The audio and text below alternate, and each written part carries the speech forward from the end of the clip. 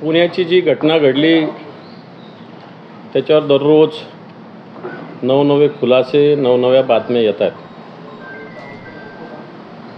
खरं तर जे डॉक्टर तावरे आहेत यांचा परिचय आरोग्य विभागात देण्याची गरज नाही असं एक व्यक्तिमत्व आहे. मागे जे किडनी रॅकेट झालं होतं याच्यामध्ये सुद्धा तावरे होते आणि आता जे म्हैसकर आहेत या डिपार्टमेंटमध्ये संचालक म्हणून यांनी त्यावेळेस या तावरेंना निलंबनाची शिफारस केलेली होती. परंतु माझं स्पष्ट म्हणणं आहे की त्या सौरभ विजय नावाचे जे अधिकारी त्या विभागात होते त्यांनी या विषयावर कोणताही निर्णय घेतला नाही. टेम्पररी कागदोपत्री निर्णय घेतला, परंतु काम डॉक्टर तावरेच करत होते. खरं तर अवयव प्रत्यारोपणाच्या वेगवेगळ्या समित्या ज्या आहेत पुण्यामध्ये, रुबी असेल, ससून असेल, या सगळ्या ठिकाणी सातत्यानं तावरे आहेत.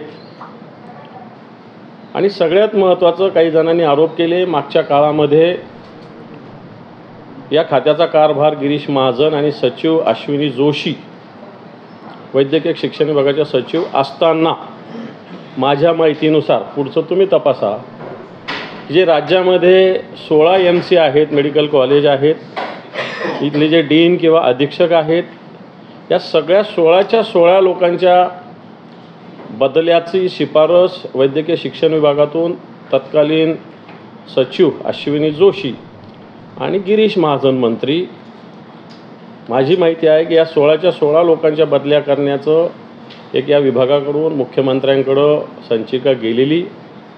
15 जणांच्या बदल्या झाल्या, परंतु फक्त एक डॉक्टर अजय तावरे यांची बदली त्यावेळेस झालेली नाही. आता ही का झालेली नाही, याला कारणीभूत कोण, याच्या मागे अनेक कारणं आहेत असतील, परंतु आत्ता पुराव्याअभावी मी काही त्याच्यावर बोलणार नाही. परंतु निश्चित 15 जणांच्या बदल्या होतात आणि एकट्या अजय तावरेंना संरक्षण दिलं जातं. हा एक महत्त्वाचा विषय या सगळ्या प्रकरणात आहे. आता जी समिती नेमली त्याचं जर मी पहिल्याच दिवशी याच्यात ट्विट केलं होतं, पल्लवी सापळे. आता यांची चौकशी करण्यासाठी डॉक्टर अजय चंदनवाले जे आहेत, अविनाश भोसले जे इथं होते, त्यांच्यासाठी त्यांना ज्या सवलती दिल्या जात होत्या त्या चौकशीसाठी पल्लवी सापळेंची चौकशी करावी अशा प्रकारचं एक सुद्धा त्यावेळेस भूमिका होती. याच पल्लवी सापळेंकडं आता चौकशीचं काम दिलेलं आहे. आणि खरं तर या विभागामध्ये हेच डॉक्टर अजय चंदनवाले, पल्लवी सापळे, अजय तावरे असे 4-5 लोक वेगळ्या समितीच्या मध्ये असतात आणि वेगवेगळ्या पद्धतीनं स्वतःला पाहिजे तशा पद्धतीनं या सगळ्या बाबी करून घेत असतात. आता खरं सांगायचं तर यांच्या बदल्या, यांना जागा जिथं पाहिजे ती, यांच्या गुन्हेगारी प्रवृत्ती, कारण या पुण्याच्या ससूनमध्ये सुद्धा मागच्या तो ड्रग्जमधला आरोपी पाटील, ललित पाटील, हे प्रकरणसुद्धा आपल्या महाराष्ट्रात समोर आहे. आणि सगळ्यात महत्त्वाचं म्हणजे रक्ताचे सॅम्पल या ठिकाणी बदलले गेले. एवढ्या म्हणजे देश पातळीवर ही घटना गाजते आणि एवढी हिंमत या हॉस्पिटलच्या लोकांची की रक्ताचे नमुने बदलण्याची. वाटतं याच्यातून खऱ्या अर्थानं हे पांढरा कोट घातलेले अतिरेकी आहे का गँगस्टर आहेत, अशा प्रकारचा प्रश्न सगळ्यांच्या मनात निर्माण होतो. या सगळ्या प्रकरणात सरकारच्या भूमिका 304 आणि 304 हे ते आपण स्पष्टपणे बोललेलो आहे. अमितेश कुमार फार चांगले अधिकारी म्हणून गणले जातात असं गृहमंत्री म्हणतात, परंतु अमितेश कुमारांचा मी अनुभव घेतलेला आहे. संभाजीनगरात ते पोलीस आयुक्त होते. फक्त लहान सहान गुंडांना 2-4 दंडे मारणं, 2-4 काठ्या मारणं, हे करणं, पण व्हाईट कॉलर लोकांच्या अंडर काम करणं ही अमितेश कुमारांची काम करण्याची पद्धती आहे. त्यामुळे मला वाटत नाही की जर एवढा चांगला अधिकारी असेल तर त्यांनी या सगळ्या प्रकरणात खोलवर जाण्याची आवश्यकता आहे. आणि म्हणून या सगळ्या प्रकरणात ही भूमिका आताच्या घडीला जी आहे की अतिशय संशयास्पद आहे. ज्या पद्धतीनं अजय तावरे, श्रीहरी हळनोर या सगळ्या लोकांच्या ज्या पद्धतीनं आता ज्या काम चालू आहे हे जर बघितलं तर सरकार या सगळ्या विषयात सपोर्ट करतं की काय, अशा प्रकारची परिस्थिती आहे. हा भाग कसा रेसिडेन्शियल एरिया असताना या ठिकाणी अशा मोठ्या प्रमाणावर पब्स आणि बार्स आहेत. मी तर म्हणेल मागच्या वर्षभरातल्या, कारण या पोलीस स्टेशनच्या पोलीस अधिकाऱ्यांची मोडस ऑपरेंटीच आहे की अशा पद्धतीनं गुन्हे दाखल झाल्यानंतर कलम कोणतं लावायचं, कसं लावायचं, याची एक मोठी गँग या ठिकाणी काम करते, असं माझं स्पष्ट म्हणणं या सगळ्या विषयामध्ये आहे. मला असं वाटतं हा विषय होत असताना मागच्या काळामध्ये काल परवा एक संभाजीनगरात एका शेतकऱ्यांनी आत्महत्या केली आणि ही आत्महत्या केली असताना सरकारने अशा पद्धतीनं म्हटलेलं आहे की शेतकऱ्याचं सिबिल तपासलं जाणार नाही, अशा पद्धतीनं सिबिल जो तपासेल त्या बँक मॅनेजरवर कारवाई होईल. माझ्याकडे त्या शेतकऱ्याने केलेल्या आत्महत्येचं एक जे सुसाईड नोट आहे ती आहे. रोहित मला माफ कर, मला हिंमत राहिली नाही, एकरभर विकून टाका, लोकांचे पैसे देऊन टाका, म्हणजे हे तुम्हाला मी पत्र पाठवतो. याच्यात हाईट म्हणजे या शेतकऱ्याला कर्ज मंजूर झालेलं नव्हतं, याचं प्रपोजल होतं, परंतु याची प्रॉपर्टी मॉर्गेज बँकेनं करून घेतलेली, इंडियन बँक नावाची बँक आहे, मॉर्गेज करून घेतली. त्याच्या सातबाऱ्यावर तशा पद्धतीनं नोंदसुद्धा झाली. पिंपळखुटा नावाचं हे गाव आहे. मी काय सांगतो की या घटना आपण, ही पुण्याची घटना आपण लक्षात घेतो, तशा यासुद्धा घटना होतात. कारण सरकार आत्महत्येशी बोलत असताना शेतकऱ्यांनी गहाण ठेवलेल्या कर्जाचे पैसे बँक देत नसल्यामुळे त्यांनी आत्महत्या केली. एक तर त्यांनी कर्ज द्या सांगितलं होतं, कर्ज नसेल दिलं तर मी मॉर्गेज केलेलं ते सगळं मला काढून द्या, अशा प्रकारचं त्यांचं म्हणणं होतं. त्यामुळं या बँक मॅनेजरवर सरकारने कारवाई केली पाहिजे. अशा प्रकारचे जे बँक मॅनेजर सिबिल तपासून शेतकऱ्यांना कर्ज देण्याचा प्रकार करत आहे, यांच्यावर कारवाई होण्याची आवश्यकता आहे. कारण मागच्या 4-5 महिन्यात 1 जानेवारीपासून मराठवाड्यामध्ये तत्काळात मुख्यमंत्र्यांनी एक बैठक या ठिकाणी नुसतं आटोपली. फक्त काही टँकर लावण्यासाठी मुख्यमंत्री मराठवाड्यात संभाजीनगरात आले होते की काय, अशा प्रकारची स्थिती आहे. खरं तर या सरकारने, उद्धवजींचं सरकार गेल्यानंतर जलयुक्त शिवार 2.0 नावाची एक पुन्हा एकदा योजना आणली होती. खरं तर या 2 वर्षाच्या काळात जमिनीची वॉटर लेवल वाढण्याची आवश्यकता होती, परंतु हे कुठेही झालेलं नाही. सरकार साप सोडून भुई थोपटण्याचं काम करतं. खऱ्या अर्थानं टंचाईची कृती आराखड्याची आवश्यकता आहे. सरकारने अजून कुठेही अशा पद्धतीनं टंचाई कृती आराखडा केलेला नाही. आज जे पाणीसाठे बघितलं तर मराठवाड्यात 9% पाणीसाठा आहे, नागपूर विभागात 38%, नाशिक विभागात 25%, पुणे विभागात सुद्धा 16% आणि कोकण विभागात 36%. म्हणजे सांगायचा मुद्दा आहे की पुणे विभाग आणि मराठवाडा विभागामध्ये सगळ्यात कमी पाणीसाठा असूनही अजूनही सरकारने टंचाई आराखडा केलेला नाही. राज्यामध्ये जवळपास 3054च्या वर टँकर आत्ताच्या घडीला 7500 गावामध्ये चालू आहे. हे सगळं होत असताना बी बियाण्याच्या एक मुद्द्याकडे सुद्धा सरकारचं दुर्लक्ष आहे. आज जे बी बियाणं आवश्यक आहे, या बी बियाण्याच्या आवश्यकतेपेक्षा फक्त 21% जास्त असल्याचं सरकारी कागदपत्रावर आहे. खरं तर हे 1.5 पट असलं पाहिजे. याला कारण असं असतं की दुबार पेरणी करावी लागली तर कशा पद्धतीनं करावी, त्याच्यासाठी ही बी बियाणं किमान 1.5 पट उपलब्ध आपल्याकडं असलं पाहिजे, असा एक जनरली प्रघात आहे. परंतु हा प्रघात बघितला तर आत्ताच्या घडीला फक्त 21% बियाणं जास्त प्रमाणात. आणि सगळ्यात महत्त्वाचं, सरकारची जी महाबीज कंपनी याच्यात फक्त 3% वाटा आहे. हे मी का सांगतो आहे की खाजगी कंपन्या याच्यामध्ये शेतकऱ्यांना त्रास देऊ शकतात, व्यापारीसुद्धा याच्यात त्रास देऊ शकतात. मी व्यापाऱ्यावर आरोप करणार नाही, परंतु निश्चित कंपन्यांनी व्यापाऱ्याला त्रास दिला तर व्यापारी शेतकऱ्यांना त्रास देत असतो. आणि म्हणून महाबीज ही सरकारी कंपनी असल्यामुळे खरं तर बी बियाण्याची उपलब्धता महाबीजकडून जास्त प्रमाणात असण्याची गरज, पण कृषी खातं याच्याकडं जास्त लक्ष देत नाही. कारण खाजगी कंपन्यांना जास्त फायदा व्हावा, खाजगी कंपन्या मार्केटमध्ये जास्त बियाणं आणावं, असा त्याच्या मागं खरं तर महाबीज कंपनीची एक विश्वासार्हता शेतकऱ्यामध्ये नक्की आहे. परंतु आजच्या घडीला बघितलं तर फक्त 3.76% बियाणं महाबीजकडून उपलब्ध करून दिलेलं आहे. मला वाटतं ते अतिशय कमी आहे. आणि म्हणून कृत्रिम टंचाई काही ठिकाणी, जसं आपण काल परवा विरोधी पक्षनेते वडेट्टीवार साहेबांनी अकोल्याची एक भूमिका मांडली होती, काही चॅनलने सुद्धा हा विषय मांडलेला की अकोल्यासारख्या ठिकाणी भर उन्हामध्ये 40-45 टेम्परेचर असताना लोकांची लाईन लागली होती. ही सगळ्या ठिकाणी आहे. अकोल्याची फक्त तुमच्या निदर्शनास आली, परंतु जवळपास सगळ्या ठिकाणी अशा पद्धतीनं बी बियाण्याची स्थिती आहे. सरकार याच्यावर सुद्धा लक्ष द्यायला सरकारची तयारी नाही आहे. सरकार या सगळ्या विषयात संभाजीनगरच्या बैठकीत जे बोगस बियाणं आहे याचं सुळसुळाट मागच्या काळात मोठ्या प्रमाणावर झालेला, विशेषतः गुजरातमधून मोठ्या प्रमाणावर बियाणं येत होतं आणि याच्याकडं सरकारने आळीमिळी गुपचिळीचं धोरण केलेलं होतं आणि म्हणून या सगळ्या विषयाकडे सुद्धा मोठ्या प्रमाणावर लक्ष देण्याची आवश्यकता आहे. बंदी असलेल्या SDBT या बियाण्याची सुद्धा मोठ्या प्रमाणावर विक्री होते. मी तुम्हाला काय सांगतो की आपण बेसिक ग्रामीण भागातल्या विषयाकडं माझं स्पष्ट कोणाला राग नका देऊ, परंतु मीडियासुद्धा अशा विषयाकडं दुर्लक्ष करतं आणि म्हणून या सगळ्या विषयात आपण सुद्धा सरकारने लक्ष द्यावं अशा प्रकारची भूमिका आम्ही मांडणार आहोत. त्याचप्रमाणे खताची सुद्धा स्थिती तशीच आहे. खत आपल्याला 41 लाख मेट्रिक टन मागच्या वेळी झालेलं, मागील 3 वर्षामधला ॲव्हरेज आहे. आत्ताच्या घडीला शासनाकडे 29 लाख मेट्रिक टन खत उपलब्ध आहे. खरं तर हे आत्ताच खताची गरज नाही, आधी बियाणाची गरज आहे, परंतु हे सुद्धा याचंसुद्धा आवंटन आत्ताच्या घडीला होण्याची आवश्यकता आहे. परंतु एक सगळ्यात महत्त्वाचं रासायनिकची भेसळ, त्याचप्रमाणे जैविक खत असल्याचं सांगून शेतकऱ्यांची फसवणूक, हे सगळे विषय मोठ्या प्रमाणावर होतात. एक विषय मी मागच्या काळात उचलला होता, सगळ्या प्रसिद्धी माध्यमांनी मोठ्या प्रमाणावर त्याला प्रसिद्धी दिली होती. गेल नावाचा ज्या कंपनीचा जो शासकीय कंपनी होती भारत सरकारची, या कंपनीनं दाभोळ आणि संभाजीनगर या ठिकाणी पाहणी केली होती. मी आरोप केल्यानंतर सरकारच्या वतीनं हा आरोप उडवून लावला होता, परंतु काल उदय सामंत यांनी ह्या आरोपाला आमचा आरोप निराधार आहे असं बोलले ते, परंतु त्यांनी हे कबूल केलं की ही कंपनी या महाराष्ट्रामध्ये, त्यांनी तसं पत्र दिलं होतं. दाभोळची जागा बघितली होती, संभाजीनगरची जागा बघितली होती की नाही ते काही ते बोललेलं नाही.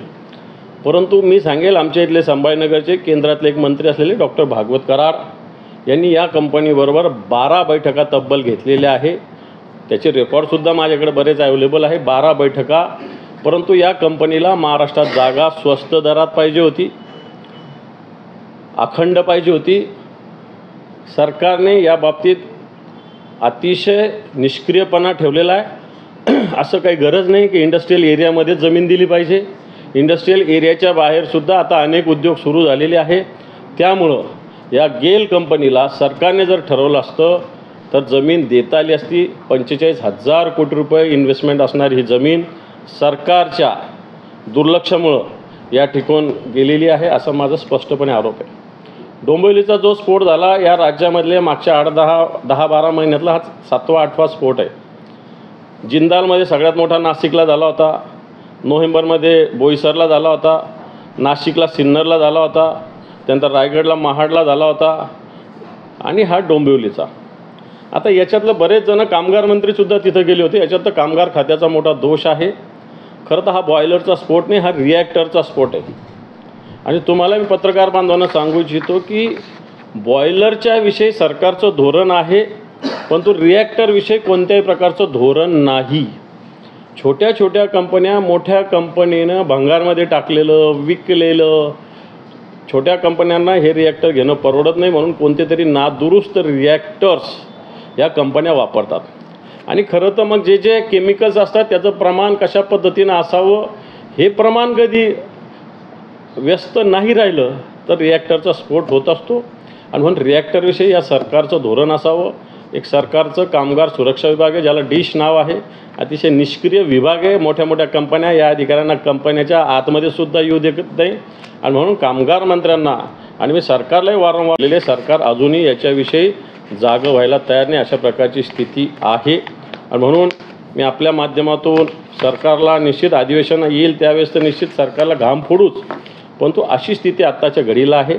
हे उद्योग जे महाराष्ट्रातले येणारे गेल कंपनीचा बाहेर गेलं, याला सरकार जबाबदार आहे.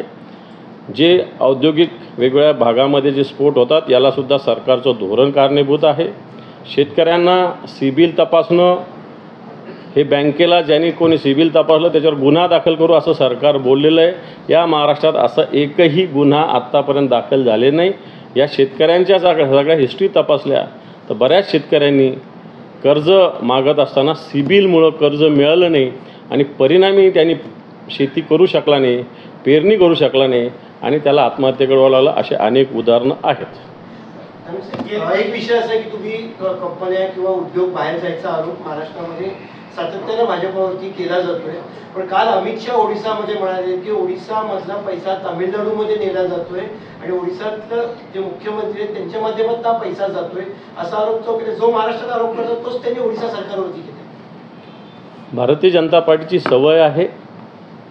आज या महाराष्ट्राचा विचार केला तर काय झालेलं आहे, मागे वेदांत फॉक्सकॉन, मेडिकल बल ड्रग्स, टाटा एअरबस, आता हा गेल कंपनीचे प्रोजेक्ट गुजरातला गेलेले आहे मोठ्या प्रमाणावर. तुम्ही जर बघितले, परवा 4 मोठ्या मोठ्या महामार्गाचे टेंडर्स गेले. कोणत्या कंपनीने घेतले?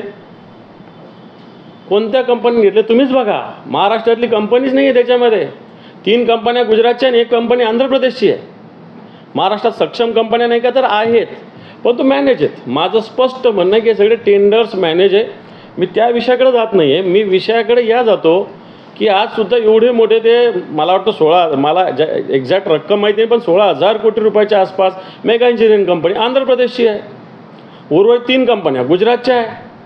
महाराष्ट्रात काय मोठे मोठे कॉन्ट्रॅक्टर्स नाहीत का? परंतु माझं स्पष्ट मत असं आहे, याच कंपन्यांनी मोठ्या प्रमाणावर इलेक्ट्रो बॉन्ड भारतीय जनता पार्टीला दिलेले आणि याच कंपन्या महाराष्ट्रातले अनेक रस्त्याची कामं घेतात. ती जी कंपनी मी आता नाव सांगितलं तिने तर मराठवाड्यामध्ये जवळपास 3,000 हेक्टर जमीन सरकारने दिलं त्यांना सौर ऊर्जेच्या प्रकल्पासाठी. बाकीच्या कंपन्यांना उभं केलं नाही सरकारने. मेगा इंजिनिअरिंग कंपनीला, मेगा इंजिनिअरिंग आंध्र प्रदेशची कंपनी, तिच्यावर एवढं प्रेम आहे या महाराष्ट्रातल्या सरकारचं, वाटतं त्याच्याकडे अमित शहानी लक्ष द्यावं. वापर केला असा अग्रलेख होता सामनामध्ये. आता त्या संदर्भात एकनाथ शिंदेनी संजय राऊतांना कायदेशीर नोटीस पाठवलेली आहे. कसं बघताय? त्याच्यावर उत्तरसुद्धा संजय राऊत साहेबांनी दिलेलं आहे. 50 खोके एकदम ओके. महाराष्ट्रातल्या खेड्यापाड्यातल्या जनतेला माहिती आहे. त्याच दिवशी संजय राऊत साहेबांनी नाशिकमध्ये ज्या पिशव्या आल्या होत्या त्या तपासायला सांगितल्या होत्या, त्या तपासल्या का याचं उत्तर आधी एकनाथ शिंदे साहेबांनी द्यावं. नंतर जी नाटकबाजी केली ना, ह्या बॅग तपासल्या, ते लोक त्यांचे मीडियाचे कॅमेरा एक गळ्यात होता आणि ती बॅग उचलून घेत होते. कपड्याची बॅग एवढी जड नसते. 20 बॅग 30 बॅग आल्या होत्या हेलिकॉप्टरमधून, त्या कुठे गेल्या त्याचा तपास करावा. नंतर संजय राऊतांना नोटीस द्यावी, असं माझं त्यांना खुलं आव्हान आहे. सर, शिवाजी पार्क त्यावेळेला बदली केली एकत्र, मात्र त्याच्यातून तावरेंचं नाव वगळलं, तर कोणामुळे हे नाव वगळलं आहे काय तुम्ही खुलासा करू शकाल का? तर तुम्ही सांगितलं की मुख्यमंत्र्यांकडे फाईल केली होती. हे पाजंजली सुपर क्लास 1 अधिकाऱ्यांची फाईल मुख्यमंत्र्यांकडेच जात असते. आपण 16 जणांच्या बदल्याचं प्रपोजल वैद्यकीय शिक्षण विभागानं दिलेलं. मी स्पष्ट नाव घेतो, अश्विनी जोशी त्या विभागाच्या सचिव, त्याच्यानंतर मंत्री गिरीश महाजन यांनी 16च्या 16 बदल्याची संचिका पाठवली. मग माझं म्हणणं असं आहे की त्यातल्या 15च्या झाल्या आणि 16व्या तावरेची का नाही झाली. आता याच्या मागे काही कारणं असतील, परंतु आत्ताच ते बोलावे असं मला वाटत नाही, कारण त्याच्याबरोबरचे पुराव्याची आवश्यकता आहे. मला असं वाटतं जर चौकशी नीट झाली तर हे सुद्धा बाहेर येईल. पण हे कबूल केलं पाहिजे की 15 अधिकाऱ्यांच्या बदल्या झाल्या आणि फक्त अजय तावरेंची झाली नव्हती. याचा अर्थ तावरेंना कोणाचा तरी मोठा आशीर्वाद आहे म्हणून तावरे तिथं बसलेले आहेत. सर, शिवाजी पार्क मैदानामध्ये छत्रपती शिवाजी महाराज यांचा पुतळा आहे, तसंच बाजूलाच मीनाताई ठाकरे यांचा देखील पुतळा आहे. त्याला रोषणाई केली होती सुशोभीकरणासाठी, मात्र जर बिल न भरल्यामुळे आज कारवाई करत त्याचं मीटर कापण्यात आलेलं आहे. कसं पाहिजे याकडे? कोणी भरायला पाहिजे त्याचं? पालिका. आणि मग सप्लाय कोणाचा आहे? पालिकेचाच आहे. म्हणजे हे तर वेगळंच आहे. सप्लाय त्यांचाच, बिल त्यांचाच भरायचं आणि तेच कट करतात. हा काय प्रकार आहे? गोंधळच आहे ना. पण अंडर कॉर्पोरेशनच आहे ना शेवटी. अंडर बेस्टचं काय वेगळं थोडी, अंडर महानगरपालिकाच आहे, त्यांचा इंटरनल विषय आहे. बेस्ट करणं असं म्हणणं आहे की बिलाची वारंवार मागणी केली होती, मात्र त्यांनी बिल न भरल्यामुळे आम्ही कारवाई केली. मला वाटतं एखाद्या ग्राहकांसारखं छत्रपती शिवरायांच्या स्मारकाचं तुलना करणं हे चूक आहे. छत्रपती शिवरायांच्या विचाराचं सरकार असं म्हणतात महाराष्ट्रात, आणि त्यांच्याकडूनच असं झालेलं आहे. तुम्ही जनतेनेच बघावं याविषयी. सर, तुम्ही आता बोगस बी बियाणांचा उल्लेख केला. प्रत्येक वर्षी बोगस बी बियाणं होतं, शेतकऱ्यांची फसवणूक होते, दुबार पेरणी होतं, विरोधी पक्षाकडूनही म्हणजे त्यांच्यावर कारवाई असं सरकारकडून मागणी येते, सरकारही आश्वासन देतं, मात्र हे सगळं हवेत मिळतं. या वर्षी बोगस बियाणं आलं तर तुमची काय भूमिका असेल, सरकारकडून तुम्ही काय मागणी करा? माझं याच्यात असं म्हणणं आहे, मागच्या वेळेस ही सगळं ओरड झाल्यानंतर सरकारने कृषी कायदे आणण्याची घोषणा केली होती.